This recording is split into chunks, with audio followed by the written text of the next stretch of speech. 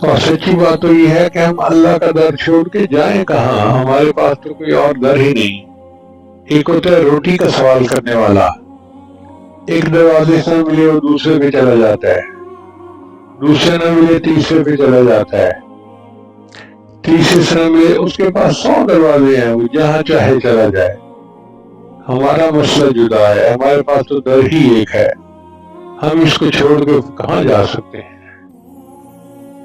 کہتے ہیں کہ ایک نابینا فقیر تھا، مانگتا مانگتا جا رہا تھا، ایک بڑا دروازہ آیا، اس نے بڑی صدا لگائی، کوئی آگے سے جواب نہیں کہ معاف کر دو یا چلے جاؤ۔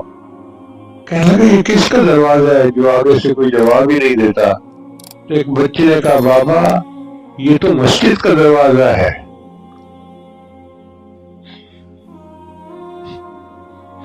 جب اس نے کہا کہ بابا یہ تو مسجد کا دروازہ ہے، تو اس فقیر نے اپنا کشکول زمین پہ پھینک کے توڑ دیا کہ اگر میں اللہ کے دروازے کو پہنچ گیا ہوں تو مجھے کسی اور دروازے پہ جانے کی کوئی ضرورت نہیں ہے۔